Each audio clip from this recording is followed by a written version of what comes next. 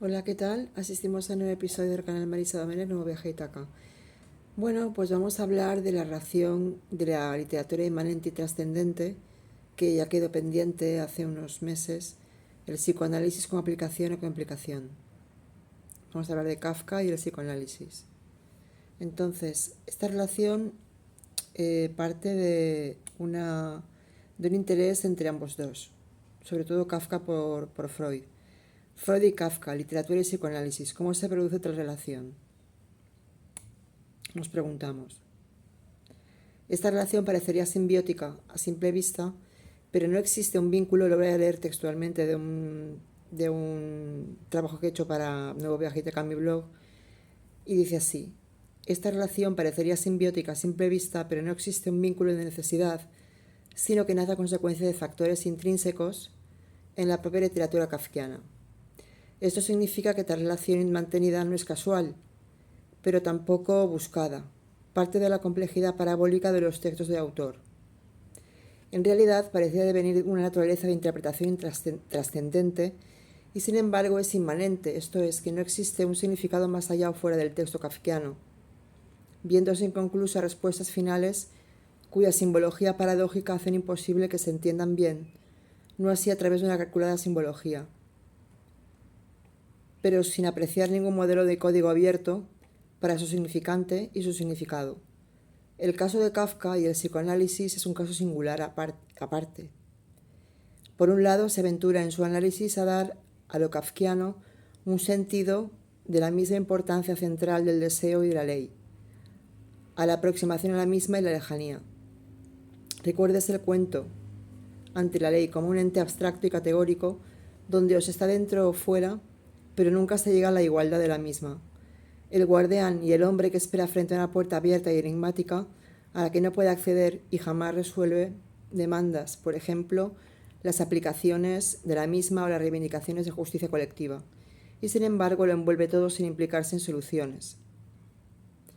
Estas formas paradójicas de significación de la historia o de la trama, breve o más extensa como ocurre en sus novelas cortas, cítese La Metamorfosis o El Proceso, se traducen a través del psicoanálisis hacia una lectura puramente inmanente del texto, sin rodeos, transcriptiva, donde el texto puede visualizarse como una especie de conformación de laberintos, hechos de continuidades que van alargando la continuación del deseo y su resolución o no resolución clara, en los finales parabólicos sin final o moraleja, tal y como sucede en muchos cuentos cortos, algunos de ellos considerados fábulas, tipo El bestiario, con los animales como protagonistas o coprotagonistas. Las conexiones que se producen en múltiples casos son tan inéditas e inesperadas, tan incomprensibles que no pueden interpretarse con causalidad o motivaciones realistas. Ahora bien, en apariencia, nos puede hacer pensar que el psicoanálisis buscaba un método de unidad colaborativa con la literatura en general, y tampoco es así, ciertamente. Existen muchas matizaciones que analizar. Si vamos a la génesis de la vida del autor, nos encontramos con que la literatura era un método terapéutico debido a su etiología familiar, es decir, focos que se aplican a sus historias provenientes de la influencia paterna y materna como arquetipos afectivos o claramente una familia psicofamiliar intensamente tipizada, ya de por sí. La dificultad para entender el psicoanálisis dentro de la obra de Kafka estriba en que sus textos parecen facilitar la coyuntura específica de la aplicación del psicoanálisis al texto mismo literario y a su vez dificultan la operatividad de leerlos como una alegoría o alegorías para transferir un modelo al que parecerse, o sea, de un sentido constituido a otro por constituir bajo un esquema concreto de características similares. Como ya he advertido, según mi documentación, es difícil, complicadísimo, encontrar un verdadero estereotipo que contenga un sentido trascendente, pues, por ejemplo, el ratón se va achicando dentro del laberíntico mundo en que vive y acaba cazado por el gato, en uno de sus cuentos, o el mensajero no encuentra la salida del palacio imperial para exponer la voluntad del rey a sus súbditos, manteniéndose la sensación claustrofóbica de irresolubilidad. No hay, por tanto, un carácter comprensivo, lineal, sino ambigüedad y otras fórmulas misteriosas y sin código de significación inteligible. Por ello, no es extraño que desde una lectura psicoanalítica per se se haya pretendido escenificar una brecha que interrumpe el dominio del significado realista, pragmático, de sentido común, sino también, y esto es lo paradójico, una interconexión con un significado inmanente, literal. No hay elementos previos psicoanalíticos que expliquen una terapia literaria, si la hubiera, un significado de antemano, como modelo. Se tomase distancia del llamado psicoanálisis silvestre, ortodoxo, profundamente clínico. Se trataría de un esquema o prototipo que engloba una imagen enigmática de trozos dispersos exentos de doctrina o código de interpretación. Los textos de Kafka parecen ser únicos y repetibles, también como efecto terapéutico. Lacan también dota al psicoanálisis de una explicación que aporta litoralidad, espacio laberíntico donde todo se deshace, se desparrama, el agujero en el saber, según él. Si se pudiesen explicar todos los enigmas que acontecen en los textos kafkianos, analizar esa parálisis resolutiva y todos los atolladeros en los que se ven inmersos los personajes y la trama, sus continuidades en algún significado claro, se podría hablar de corpus clínico en sus postulados, como si la clínica fuese un arte, pero hay que señalar que Kafka no aplica un sentido único, inequívoco, resoluto, moralizante o liberador de pulsiones anímicas. Todo lo contrario. Los lugares que parecen compartimentos sin conexión, pero contiguos, como las salas de la casa de Gregor Samsa, contiguas pero no comunicadas. Un ejemplo de literalidad más que literalidad, como señala Lacan. Con respecto a la ley, según esto, el texto de Kafka pone de relieve una relación con la ley y contra la ley, y también el mantenimiento incorruptus del deseo de trascendencia, con resultado fallido o de no catarsis. La literatura se ve imbuida por el psicoanálisis porque existe un interés traducido en numerosas evidencias diferenciales, tanto en los textos como en la correspondencia postal utilizada por Freud. Era una manera de abrir claridad sobre las producciones artísticas, puesto que, bajo el trabajo del autor, se preveía una imposición trabajada sobre las emociones de deseo del artista, dando cuenta teológicamente de determinadas impresiones de la infancia proyectivas y de los problemas existenciales de los escritores respecto de su propia vida íntima y social. Sin embargo, en muchas de esas referencias literarias, Freud advirtió que la capacidad del creador para crear estaba supeditada por la causalidad misma, es decir, que había un motivo subterfugio, aunque no fuese claro ni directo, para realizar obras y expresar mensajes al público lector. Relación del arte y el psicoanálisis. De forma que los análisis de diversos analistas y críticos no conseguían aplicar un esquema psicológico, lo que se traducía por Freud en una incapacidad para lo que pretendían, esto es, explicar el genio del artista sin conseguir entrar en sus verdaderas motivaciones y capacidades. Con ello, además, se corría el riesgo de limitar la conexión con la literatura a la anticipación, como si hubiese predeterminación en lo que se decía o de la espera de la confirmación de los descubrimientos clínicos dentro de la historia en sí, su significante y su significado, lo cual provocaba el distanciamiento con la literatura. Freud le confiesa a Jung, un discípulo suyo, según documentación, que un caso real y completo no puede ser narrado sino solo descrito. Se crea entonces una dicotomía entre narración y descripción, como si fuesen dos hipótesis de lectura, como un texto que necesita ser desentrañado y rastreado hasta el final, para inducir a que existen una serie de síntomas parejos a los cuadros clínicos. Habría desde ese punto de vista patología y normalidad, otros rasgos enlazados entre lo consciente e inconsciente, como si dependiera de postulados psicoanalíticos, médicos, terapéuticos. Freud no estaba de acuerdo en la aplicación directa del psicoanálisis porque desde la clínica ello evocará lecturas superficiales de las brechas y las disrupciones en línea de continuidad a la hora de buscar una explicación. Esto se debe a que la interpretación solo puede indagar en lo significativo según algún autor. El descubrimiento freudiano no deja de ser enigmático, creándose la necesidad de acercarlo a la crítica literaria, si bien hablamos de dos estratos distintivos el uno del otro. De ello se deduce que será necesario para ello buscar en la literatura conceptos e ideas menos psicobiográficos, que sería lo aparente. Esto parte de Lacan, esto último. No hay, por tanto, descripción y narración puestos en dicotomía, sino una coimplicación o interimplicación de literatura y psicoanálisis. La distinción descripción-narración Freud la habría expresado aún así para evitar la confirmación de una aplicación desde la voluntad, una reafirmación volitiva. La aplicación se podría dar en diferentes niveles con similitudes y analogías formales en parentesco científico. Aun cuando el elemento psicobiográfico, por ejemplo, la carta del padre y la edipización psicofamiliar en torno de Kafka, se resista a ser utilizado como emulación, ello no significa que haya que abandonar una distancia controlable, eso sí, entre literatura y psicoanálisis. Esto reflejaría en las obras kafkianas una dificultad en leerlas e interpretarlas porque eximen de un carácter general, heterogéneo. Por ello, no se puede aplicar directamente dicha metodología. La psicoanalítica, ya que autores diversos y el propio Kafka esconden y disimulan las verdaderas intenciones literarias como un modus operandum literario de manual por el que se evita conocer sus secretos de fabricación. No existe una matriz, un modelo de lectura para interpretación de alegorías y simbologías unipersonales. Lo que la literatura hace para el psicoanálisis es tratarlo como un paradigma interpretativo, sin modelos ni esquemas programados de antemano. Es sorpresiva. Sin embargo, la tendencia es a que el psicoanálisis y sus elementos teóricos se impongan en los textos en cierta manera. Lo que en Kafka parece a simple vista no es siempre lo predominante. Lo más común aquí es considerar un caso supuestamente construido a partir de un imaginario psicofamiliar y profundamente tipizado, con la figura del padre ausente y las figuras literarias de la metamorfosis, entomología de un insecto antropomorfizado, Gregor Samsa, convertido en escarabajo, la impenetrabilidad del castillo, las fábulas y cuentos desgarradores y cruentos con finales inesperados e inéditos, el proceso y la ley en contra y a favor pero alejada de un colectivo necesitado de orden frente al Estado, etc. Vemos en estos casos el cuerpo, que puede ser político y humano o antropomorfizado, según sea de un animal o de un hombre, intensamente alienado de la sociedad. También erótico desde el punto de vista del psicoanálisis.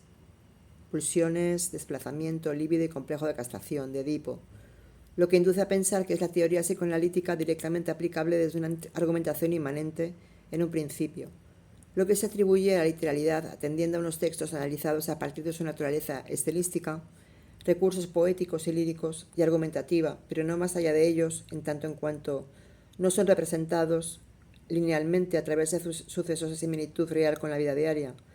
Por ello no se busca una explicación externa al códice lingüístico externo trascendente. Hay autores que lo estudian, por este motivo, desde la búsqueda de un despliegue de recursos de escritura meramente.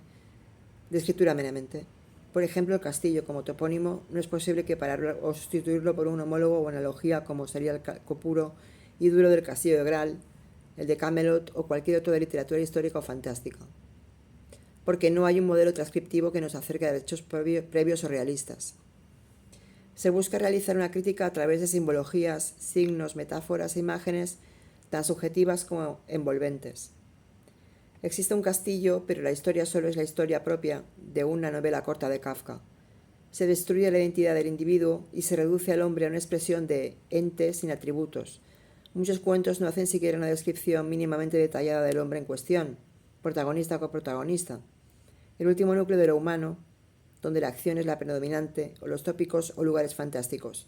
Historias de ensueño, fantasmagóricas, delíricas, que no tienen sentido trascendente, pero se pueden interpretar como muy realistas si se analizan pegadas a lo inmanente.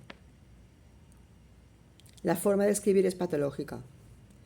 Todos son extraños a la salubridad o la normalidad normativa. Muchos personajes, sean animales o no, buscan trascender a una salida o un mínimo equilibrio con finales no cerrados ni resueltos.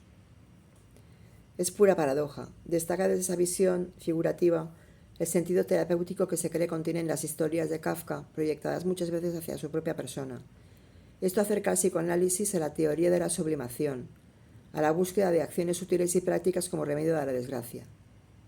Otra cosa es que se dejen entrever los resultados curativos. Como el conflicto siempre tiende a mantenerse, se le atribuirá a las tramas un carácter simbólico preferenciado a la resolución de un problema psíquico a través del compromiso terapéutico. ¿Son pues todas las historias de Kafka sintomales? El síntoma desde la actuación a la acción llevará consigo la promesa de trascendencia y superación. Si todo es considerado simbólico, no habrá necesidad de llevarlo al terreno externo, de resolverlo convencionalmente. Los héroes o antihéroes de Kafka podría ser que cargaran una cruz, tal como en su equivalencia mostraría el mito de Sísifo, pero sin moraleja conocida. Un síntoma sería todo aquel hecho, situación o personaje que mantiene una falta o déficit con la realidad del momento y que no puede ser tangible sino intangible. La trascendencia se mantendría subordinada a la inmanencia como dos instancias colaterales que no suponen una igualdad ni estar al mismo nivel pero que se entrelazan, y ambas mantienen su distancia. Una interpretación sobrenatural de las historias sería errónea si consideramos al mismo tiempo que son hechos naturales lo que se suceden, porque las parábolas de Kafka tienen vida propia, son muy singulares. No pueden ser completamente inteligibles, porque no entran en el territorio de lo común y convencional. Carecen de doctrina explicativa, adolecen de un código semántico. Lo que fascina de Kafka a nivel comunicacional es la ausencia de la literalidad unida a la significación real de una frase. La literalidad es intrínsecamente y solamente kafkiana. Kafka no es médico y por tanto no busca curar las neurosis, sino canalizarla adaptando en esta un protagonismo catártico, tanto en el mismo como en el lector, y las interpretaciones son exclusivas e indelegables muchas veces. El psicoanálisis, abocado a ramas como la sociología y la antropología, es contundente a la hora de evolucionar hacia explicaciones acerca de la división de crisis del hombre en el capitalismo contemporáneo, alienado, oprimido por las horas de trabajo, la plusvalía y el tener que vender su fuerza al mejor capitalista para sobrevivir como esclavo de su propio sistema. Las paradojas de Kafka señalan el problema, si bien lo mantienen indefinidamente. Esto es, hagamos lo que hagamos, el mundo permanecerá igual. No hay remisión salvo algunos conceptos que parecen teológicos o divinos en algunos de sus trabajos. Freud escribió en su teoría que la culpa prescribe la falta. Esto significa que la culpa no procede de la falta, sino que es, al contrario, el sentimiento de culpabilidad innato en el hombre, lo que él llamaría criminales por sentimiento de culpa, porque tienen conciencia de la culpa heredada de sus progenitores o de las figuras de autoridad, moralmente impuestas o aceptadas por cliché, etilógicamente tipizadas. Todo sobreviene en la infancia y desde la inconsciencia. Ahí señalamos la primera tópica: consciente, preconsciente e inconsciente. El hombre es fantasioso. En los deseos culpables de la infancia es de donde procede la culpabilidad. Y después, Freud teorizó acerca de la pulsión de muerte, el tánatos frente al eros, y cómo existen mayoritariamente muchos casos donde la terapia y la catarsis ofrecen resistencia. Toda la que el hombre necesita para revaluarse constantemente, pero inconscientemente.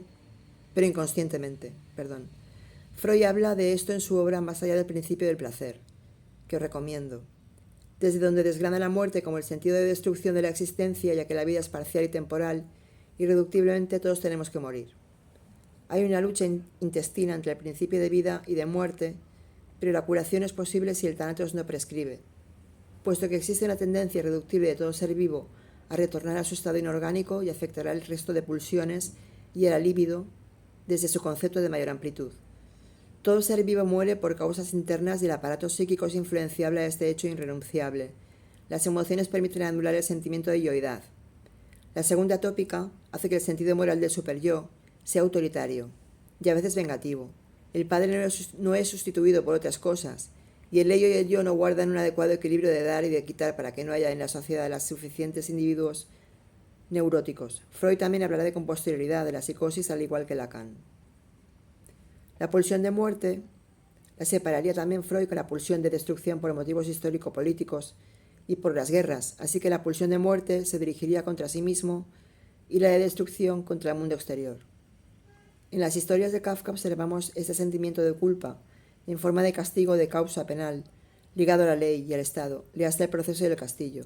Según me he documentado, para Freud, el castigo será el mecanismo por el cual los amenazados por el sentimiento de culpa se autoagreden, de forma estética, religiosa, si se quiere, buscando una catarsis y una purificación de sus faltas para amortiguar sus tensiones debido a las amenazas del superego o el superyo. En El malestar en la cultura, escrito en 1930, la primera edición, la teoría freudiana se había ya desarrollado sobremanera, considerándose la inclinación agresiva o autolesiva algo pulsional, una disposición autónoma oriunda del ser humano, connatural. Entonces determina esto que la necesidad del castigo ya no se explica por una culpa inconsciente, sino por un yo derivado hacia el masoquismo bajo el influjo del superyo sádico, utilizando un trozo de la pulsión de destrucción interior que de forma predeterminista cohabita en él desde una unión erótica. Al igual que sospechamos en Kafka, aplicando el psicoanálisis, los que fracasan al triunfar son gente que ha logrado un determinado éxito, pero que lejos de triunfar del éxito y de disfrutar de él, sienten cierta sensación de fracaso psicológico, personal y profesional, también emocional. Es un rasgo inequívocamente humano que Freud describió en 1916 y que está vinculado a una inherente tendencia a sabotearse procedente de la infancia. Los problemas del mundo, con crisis sanitarias, guerras, narcotráfico, adicciones, enfermedades, ultratecnología invasiva, etc., convergen hacia también un sentimiento colectivo donde todos permanecemos unidos, pero individualizados, al tiempo que las distintas naciones conviven sin anteponer en muchos casos intereses económicos, sociales o políticos. Kafka ya pudo prever con ojos vaticinadores el alzamiento del fascismo y la Segunda Guerra Mundial, la alienación y la explotación capitalista, donde quedaron reflejados dichos ítems en muchas de sus obras en forma de complejas parábolas. Kafka y el padre como referente literario y psicoanalítico. El padre ocupa un lugar preferente en la teoría psicoanalítica en la línea de Sigmund Freud y Lacan. En el complejo de Edipo lo utiliza para confeccionar la estructura subjetiva psíquica que está elaborando en ese momento, y lo intenta como concepto para señalar cómo se expresa el sujeto del deseo y cómo se le da una identidad sexual. La figura del padre ocupa una centralidad primordial en el mito griego que sirve de base a la teoría. Distingamos entre el padre edípico, el normativizado, el normal. Es un padre normativo que transmite la ley a sus hijos para hacer posible la constitución de un psiquismo normal. Pero luego nos encontramos con que realiza otras funciones, como facilitar la separación entre el niño y la madre y da lugar a la extrapolación del niño con el mundo más allá de las figuras paternofiliales. Sin embargo, encontramos otro arquetipo de padre como concepto clínico especialmente en la neurosis obsesiva, y Freud hablará de esto especialmente en Tótem y Tabú, que también os recomiendo. Es la figura de la excepción, el padre que está por fuera de la ley, pudiendo gozar de todo lo que priva a sus hijos. Es el padre de Kafka, de Carta al Padre y la Metamorfosis. Lacan, por el contrario, reelabora esta figura problematizando sus funciones tanto en el campo de la neurosis como en la psicosis. Desde el punto de vista del padre de Lacan, este hace del padre en su interpretación clínica una metáfora, un ente que debe ser sustituible y que si no lo consigue aparece indefectiblemente la psicosis. Lo llamará el significante del nombre del padre como sustituto, y es quien permite dar una significación al deseo voraz de la madre y al niño mismo. Significación fálica al deseo que el otro experimenta. Este padre metafórico borra las figuras freudianas del padre, pero no es imaginario porque representa un significante transformándose en un hecho discursivo. Para Lacan, algunos sujetos son psicóticos porque no operó la metáfora paterna, y no se puede construir un padre a la manera neurótica. Por tanto, la psicosis se produce por un déficit en lo simbólico. Pero ¿cómo es el padre de Kafka? Es desastroso y tiene graves consecuencias que el padre se identifique con la ley universal y absoluta, a la manera del goce de la excepción, y que no acepta a quien no piensa como él. Más un hijo propio, quien además opta por usar privilegios que le niega al hijo, en su propio provecho, para luego echárselos en cara al hijo. En la carta al padre, la presión que da Kafka es horrible y demoledora. Desde el punto de vista de Freud podemos distinguir en él el padre de Tótem y Tabú. Crueldad, el padre de la excepción, amenazador, violento, pero que a medida que se ve el análisis aparece el padre de Lacan. Su aversión además a la literatura hizo aflorar a Kafka el contrapunto de la genialidad de este como escritor. Bueno, espero que os haya gustado. Es un análisis que he hecho yo por mi cuenta, documentándome de varias fuentes. Sería muy largo citarlas todas, porque bueno, he cogido un poquito de allí y un poquito de allá de manera eclecticista, pero es mi propia cosecha. O sea, el análisis también lo he tomado en consideración reflexionando mucho y estudiándolo todo. Lo que pasa es que memorizar todos los conceptos me resultaba pues un poco, aunque me lo sé de memoria algunos, pero memorizar todo el guión pues me parecía un poco complicado por el tema en cuestión. Por eso he pretendido hacer un estudio por escrito, y luego pues leerlo para quien tenga YouTube, porque hay gente que me leerá en el blog y gente que en YouTube me escuchará. Seguramente, a lo mejor en los dos sitios. Pero por si acaso lo voy a tener en dos fuentes. Bueno, pues espero que os haya gustado y gracias por escucharme. Marisa Domene Castillo, un saludo. Hasta la próxima.